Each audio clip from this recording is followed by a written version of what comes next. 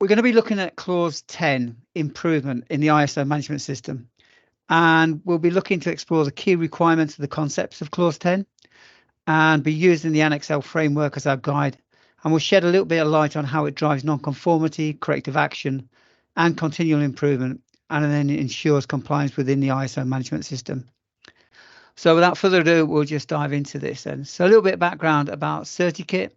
CertiKit's a leading creative compliance toolkits, and we provide ISO services, and we're based in Derbyshire, which is in the UK, middle of the UK.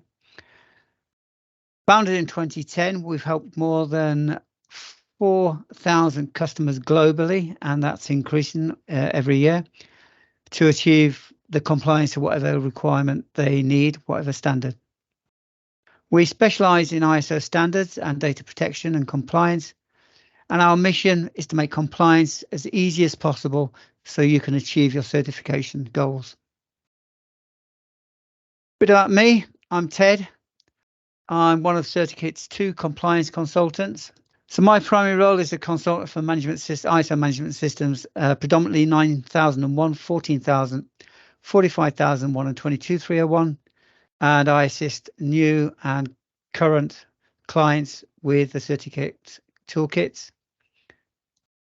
I am a certified 9, 14, 45, 27 and 22301 lead auditor, and I have over 20 years of experience across most sectors of business that you can find, and across different sized companies as well, from SMEs, 5 people businesses, all the way up to multinationals with global footprints. I'm a certified IMS lead implementer. That's an integrated management system, and that's predominantly for 9, 14 and 45. My experience and my expertise is linking those together into one single management system. And I'm a black belt Lean Six Sigma practitioner, which comes in very handy when you're looking at processes. So that's me.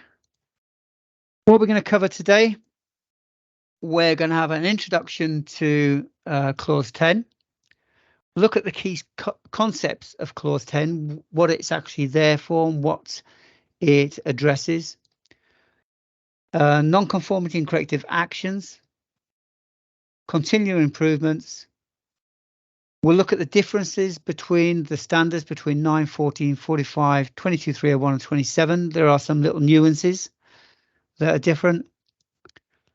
The interaction with other clauses in the standard, and this is something we've done for all of these webinars, is we look at the clause we're talking about and how they interact or influence other clauses within the standards. And then we'll just summarize what we've gone through. I do hope you find it interesting. Like I said, if you've got any questions, drop them into the chat box and we'll look at them at the end of the webinar. So a quick introduction about clause 10. So clause 10 has generally 2 subclauses, but in one of the standards there are 3.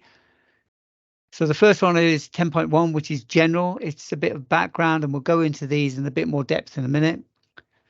The second one is nonconformity and corrective action. And the third is continual improvement. You'll see as we go through the webinar that some of these subclauses swap places. So you may get 10.2 is continual improvement and 10.3 is nonconformity. And also general gets dropped from them, so you only get 10.1 and 10.2. But we'll look at each of these subclauses a little bit of more detail over the next couple of slides. But first of all, we'll look at the key concepts of clause 10. And it's one of the few clauses where the requirements are almost exactly the same across all of these standards, written in the Annex SL format, which makes it a lot easier when you're implementing integrated management systems. So this clause provides guidance on how organizations should approach the identification for opportunities for improvements, OFIs, and the implementation of necessary changes. And the key concept to take away is it looks at nonconformity and corrective actions. And this concept focuses on identifying instances where organizations' processes, products and services do not meet specified requirements. So those requirements of the management system or those requirements that you have for your management system. And corrective actions involve taking steps to address these and rectify those non-conformities. You also look at continual improvements. Those are the two main subclauses. So organizations are therefore encouraged to continually seek for opportunities to enhance their performance and the effectiveness of the management system. And this usually involves ongoing commitment to making positive changes rather than just viewing improvements as a one-time effort. This is looking for continual improvement over the lifespan of your management system. Third one is monitoring and measurement of processes. Now, this involves establishing a process for monitoring, measuring performance. We looked at this at the last webinar when we looked at clause 9. 9.1 is about monitoring, measurements, analysis and evaluation. And this is where some of the interlinking goes between standards, between clauses. But this helps in identifying areas where improvements can be made and provides data for making informed decisions. So you're not just jumping at an idea, you've got data to back up the reason for doing it. Another concept is customer feedback and complaints. This is a strong one within 9001. In fact, in clause 9, there is an actual subclause in clause 9.1 for customer feedback. But actively seeking to analyze customer feedback and complaints can provide valuable insights into areas that require improvements. I've always believed that a complaint is a potential opportunity for improvement, because if you can fix a complaint, you've added some sort of opportunity for improvement within that management system. Another one that fits in with clause 9 is the management review. Obviously, this involves, as we said at the last webinar, regular reviews by top management to assess the performance of the management system, identify opportunities for improvement, and make decisions regarding resource allocation. So again, continuing improvement can come out of your management review, and that's one of the concepts that clause 10 brings into it. Another one is root cause analysis. When addressing non-conformities or areas of improvement, it's important to go beyond just the surface level and identify the underlying cause. Therefore, you can have a long-term fix rather than a short-term fix. It all goes back to continual improvement. Risk-based thinking involves considering potential risks and opportunities. This goes back to clause 6.1, in particular 6.11 of all of the standards, where it asks you to think about actions to address risks and opportunities for interested parties, which goes back to clause 4.2. So this is the interaction between the different clauses. As I think I mentioned through all of these webinars, this is something we see a lot where people don't understand the linkages. It's all there and it all needs to be worked out. And again, in clause 10, this is referring back to 6.1 and back to 4.11 and 1.2. Performance indicators and metrics. It's establishing clear performance indicators and metrics will help in objectively measuring your performance and progress towards improvement goals. This is a link back to clause 6, objectives.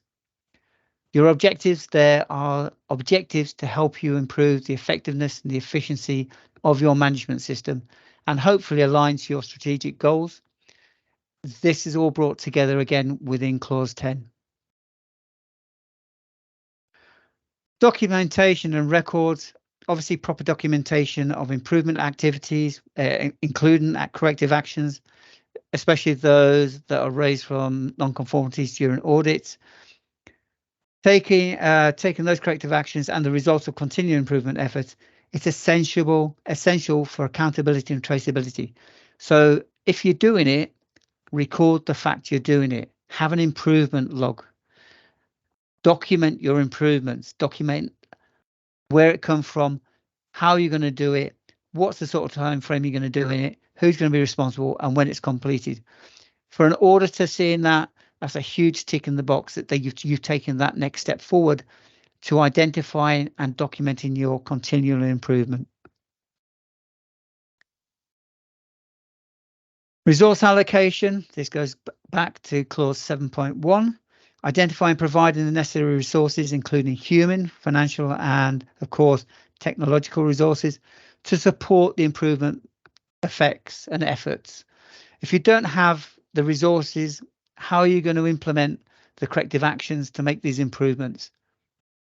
Again, another link back to another clause. Communication awareness, ensuring that all relevant stakeholders are aware of improvement initiatives and their roles in improving goals. Again, this is going back to clause 6 and objectives.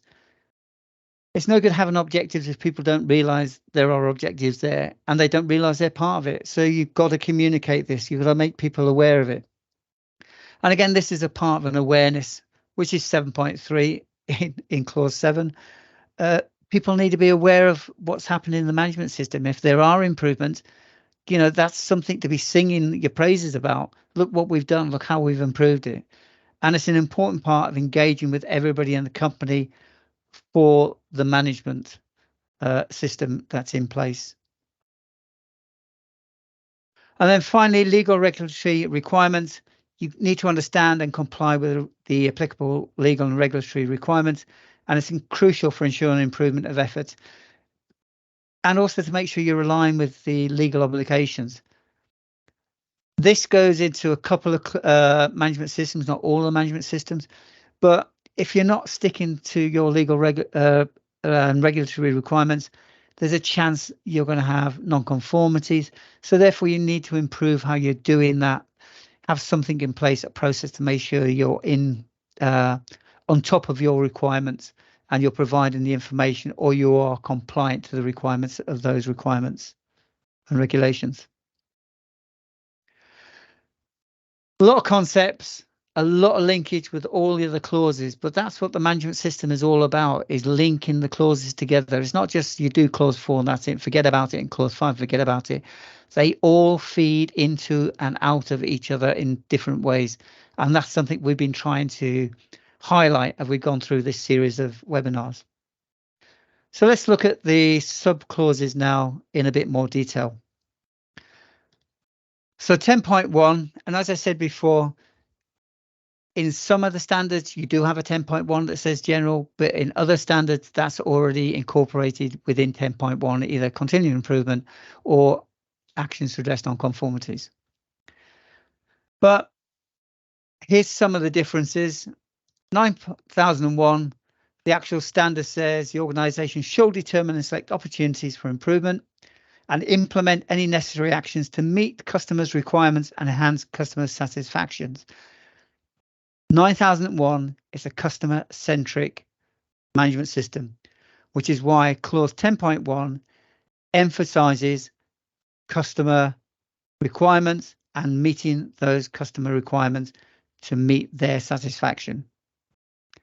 However, another standard or other standards actually say in the general area, the organisation shall continually improve the suitability, adequacy and effectiveness of the management system.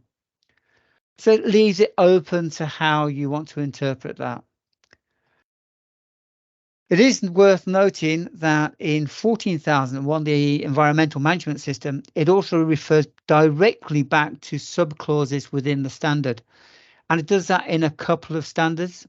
So it may say, you know, organizational shall continue to improve the suitability, adequacy and effectiveness of the management system, and then state with reference to, and in 9001, it says in reference to clause 9.1, clause 9.2 and 9.3, which is your monitoring, measuring customer satisfaction, internal audit and management reviews. And in 45,000, it refers directly back to just clause 9. It says everything in clause 9 you need to take into effect when you're looking at continuing improvement and non-conformity actions.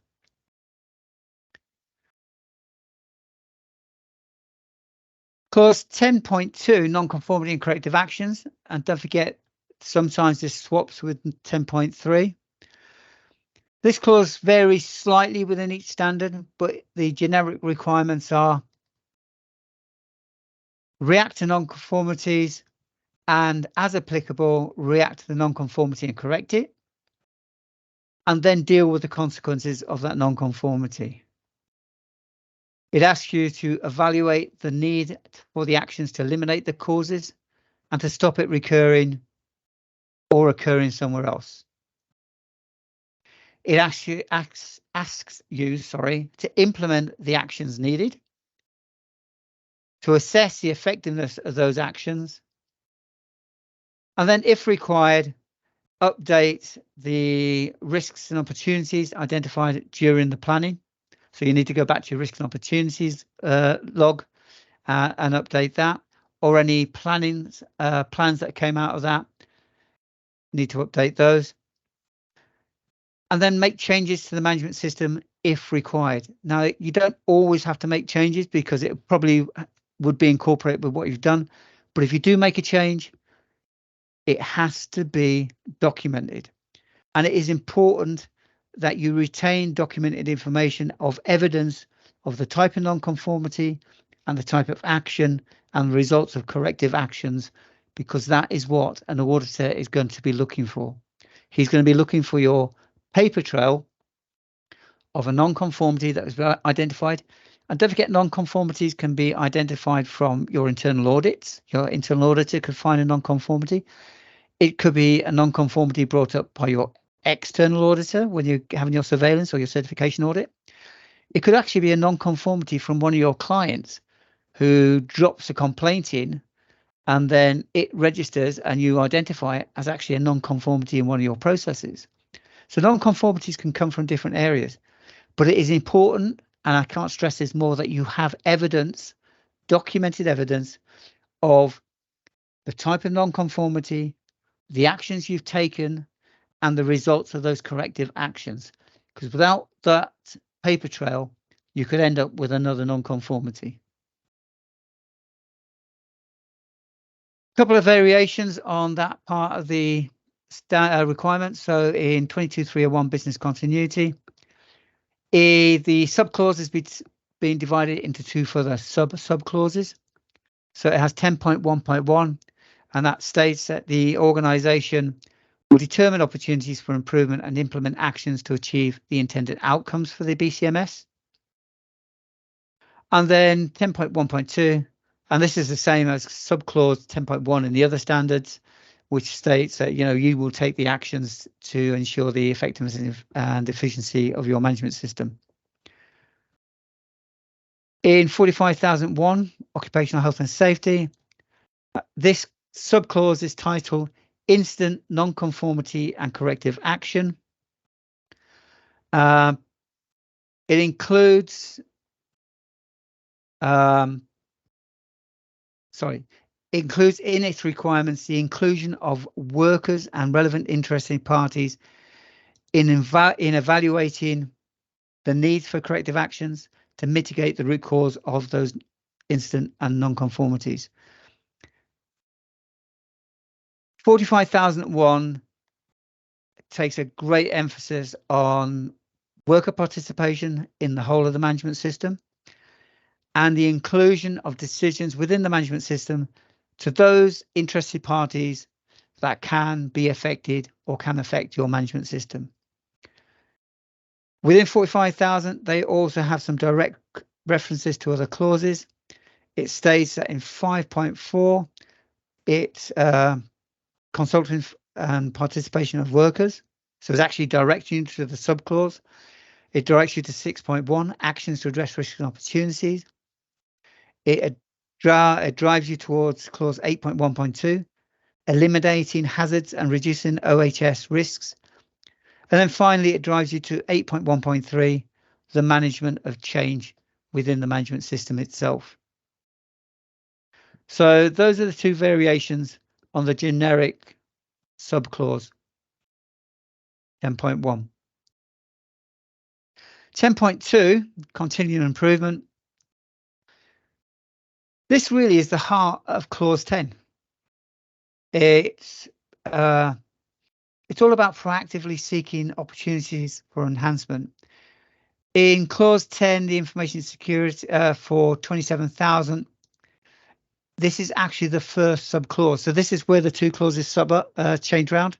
So in 27,001, this would actually be 10.1, and actions to address non-conformities would be 10.2. So the general directive for this is the organisation shall continually improve the suitability, adequacy, and effectiveness of that management system, not just the quality one, environmental health, occupational health and safety, business continuity, and of course, information security. Few variations on this, but not much. 9001 and 22301, the business continuity and quality. It states that the organisation shall take into consideration the results of any analysis and evaluation, the outputs of the management review, to identify if there are any needs or or opportunities that can be incorporated as part of continual improvement. So this is again pointing straight back to clause 9. In 45001, it goes down even further. It adds 5 suggestions that you would consider. So the first one is enhance the performance of the management system. Promote a culture that supports the management system. Remember, with 45001, it is promoting a culture with their workers and interested parties, which is why it's saying promote a culture that supports the management system here. It encourages participation of workers to help implement those actions for continual improvement. So again, this is an engagement with the workers. This is a requirement within clause 5. And also communicate the results of continuing improvement. Actually, this is a super idea across all of the standards. If you're going to implement something for continuing improvement and it works, let everybody know it works. Tell people, look what we've done. Especially those that have done it, give them some praise. And then you've got to maintain, and like I said before, keep documented information as evidence of improvement. And that is across all of the standards. You have to have that. It's a requirement of all of the standards, and an auditor will be expecting it. So that's looking at all the sub clauses in a little bit more detail. But how are we going to approach clause 10? Of course, each organisation will approach it in a different way because you're going to have different requirements. You're going to be different sizes. You're going to be doing different things. Some are manufacturing, some are service providers, some produce something else. So every company will do it, every organisation will do it in a different way. So we're just going to have a quick look at the different standards and how you can apply them in different sectors. So in this case, we'll look at 9001. So the emphasis, as we said before, is on customer satisfaction. So 9001 clause 10 focuses on continually improving customer satisfaction and obviously meeting customer requirements and expectations. So an example of that here is, let's look at the an automobile manufacturer. They conduct regular customer surveys and feedback sessions to identify areas for improvement. They use this information, therefore, to refine their product's design, products processes, and customer service, and therefore ultimately enhance customer satisfaction.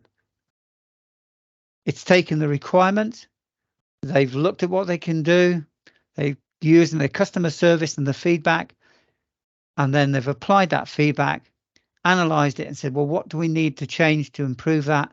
And they've come up with changing how they do their product design, changes to the product processes to improve the efficiency and effectiveness of that, enhance their customer services, and therefore, hopefully, when the next survey goes out, showed that they've enhanced their customer satisfaction. Let's have a look at 14,001 now. So clause 10 centers around enhancing environmental performance, and that includes aspects like pollution prevention and resource efficiency. So an example for this one would be a manufacturing facility, and it decided to implement a waste recycling program to help reduce the amount of waste it sends to landfills. And through continuous monitoring and improvement, they managed to significantly decrease their environmental impact and demonstrate a commitment to sustainable practices.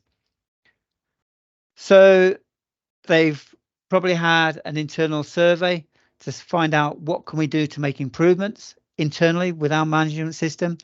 Someone's come up with the idea of, well, let's do some recycling so we're not throwing everything in a tip.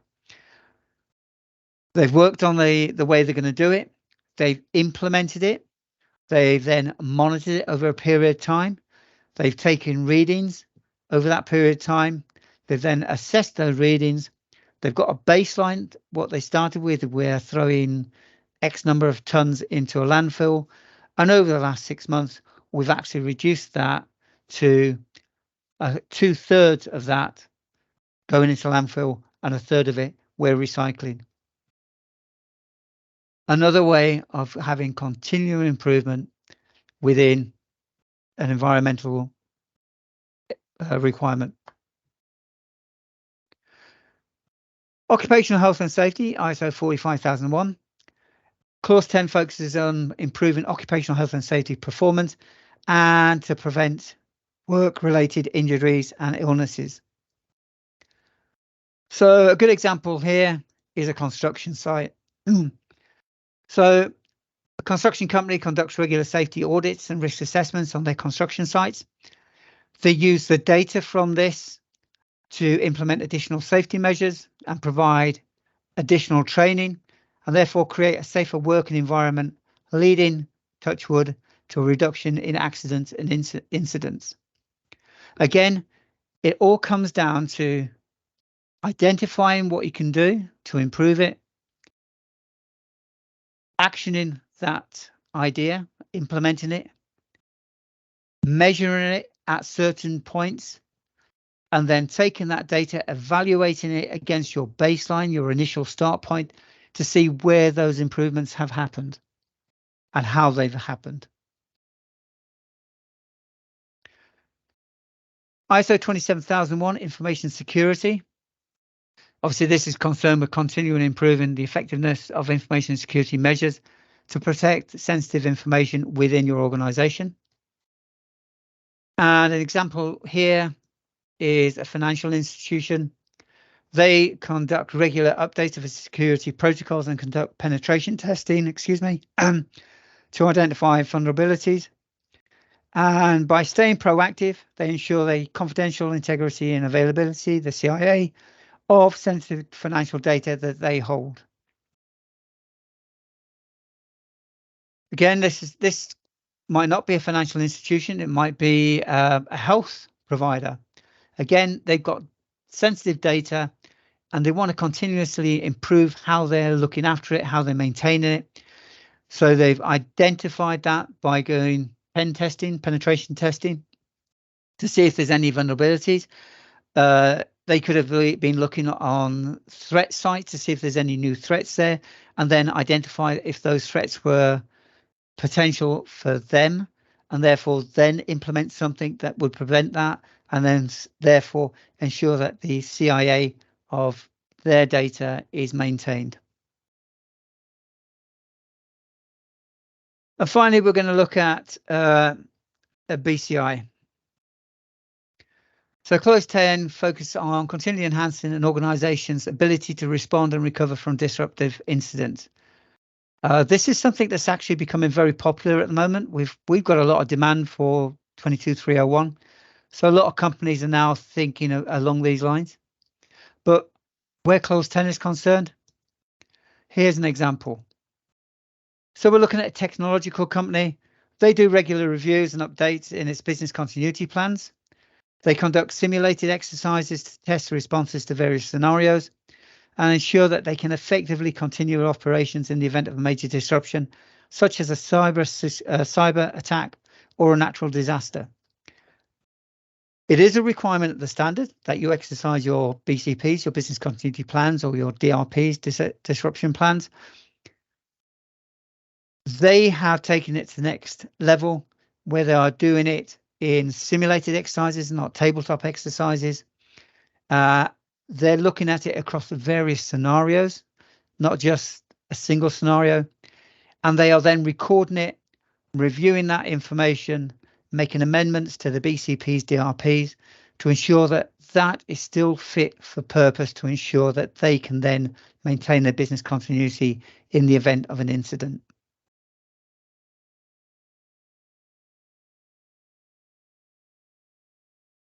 So in summary, for this very short webinar, it is a very short clause, but it is a clause with a lot of clout.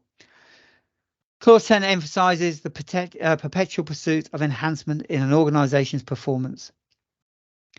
It's there to establish the need for a structured approach to identify opportunities for the improvements and addressing non-conformities. The requirements of Clause 10 is continuous improvement.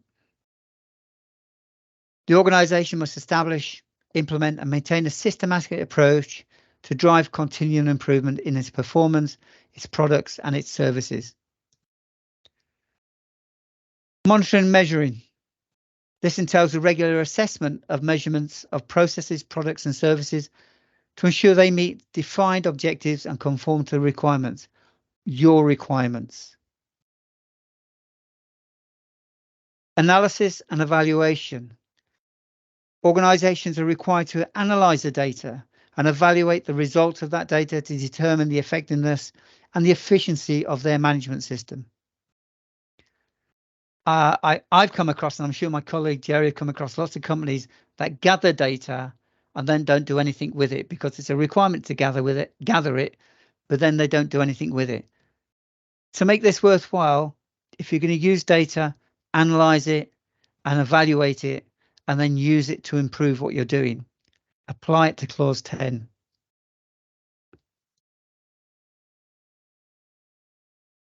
In a corrective action, procedures for identifying and addressing non-conformities include root cause analysis, corrective actions, and then the verification of their effectiveness must be in place. It's a requirement of Clause 9.2, which is your internal audits. You have to have a way of reporting non-conformities in an internal audit, and therefore you need to have a way of recording corrective actions and the effectiveness of those actions after they've been put in place. And it has to be documented.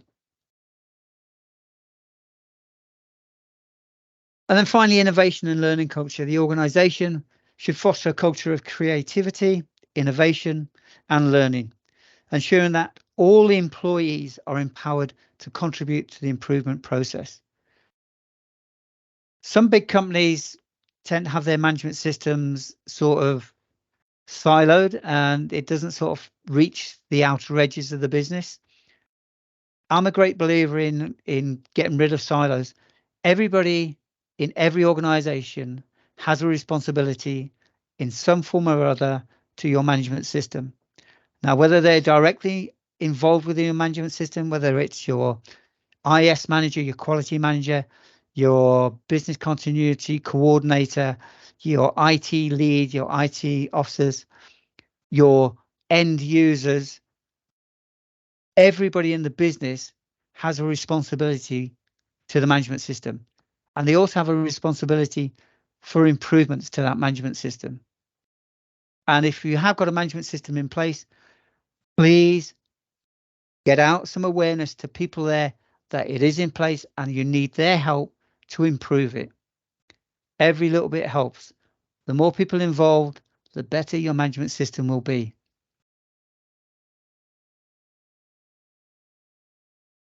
To wrap it all up then, Clause 10 really is fundamentally underscores the concept of continuous improvement as a dynamic and an integral part of your organization's management system. It drives you towards sustained success and adaptability in obviously a rapidly evolving, changing business environment that we're all in at the moment.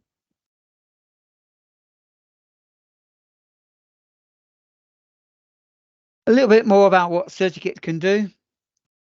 Besides providing toolkits to customers around the world, we also provide a number of other services to assist businesses and organizations in gaining their certification or compliance.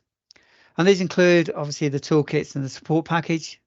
If you do have a toolkit, you'll know that there are an awful lot of documents in each toolkit, and each document can be customized to your business. You can have your own logo on there, And throughout each document, there's a placeholder for your company's name, so your documents are more personalized. It's a bit of a chore if you're doing it by yourself. Well, we offer a service where we can do that automatically for you. You give us your logo, a JPEG of your logo, and the name you want within your document. We put it through our software, and then we send you back the toolkit fully logoed and customized to your company. We also provide ISO consultancy. That's what myself and my colleague Jerry do. And we do that in a number of different ways. We can provide ad hoc consultancy, the odd hour here and there if you're doing your own implementation and you just need a bit of guidance on something. You got a question about a sub clause, or does this requirement meet what we're doing, etc., etc. We can help you on a project base where we'll come in and help you implement it. Now, we can either do that as a full-time consultancy where we work with you step by step, or we come in at heartbeat periods throughout the implementation to check that you're on track, help guide you, point you in the right direction, give you some good practices to add to it. And then we can also do auditing, and we can do two types of auditing. We can do internal auditing and we can do pre-certification auditing. Some small businesses who go for certification don't have the manpower to do internal audits. So you can engage with us and we will conduct internal audits on your behalf. And that is what the management system, what your registered certification body is looking to see, that you are conducting internal audits throughout your management system. So you do need to conduct internal audits. And if you haven't got the resources, we can provide that for you as a second party auditor. And we can also provide pre-certification audits. Now, a lot of people say, well, why do we need to do a pre-cert if we think we're ready and we're going to go for a certification? Well, our pre-certs are designed to ask the questions that a lot of RCBs sort of wash over, but some of them actually drop in. Our pre-cert is more of a catch-all, and we go through in a bit more depth each requirement within the standard that you need to meet. An RCB will come in and they do what they call a sample audit. They can't waste time because they're very, very busy doing lots of certification audits to check everything. So they do a sample of clause 4. They'll look at your interested parties. They'll look at your context and scope. Then they'll go into clause 5. They've got policy, what's your roles and regulations.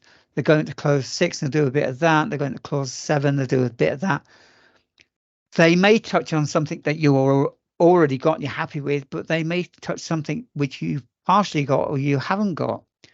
Our pre-cert catches all of those. We don't do the sample bit. Our pre-certs are a full certification.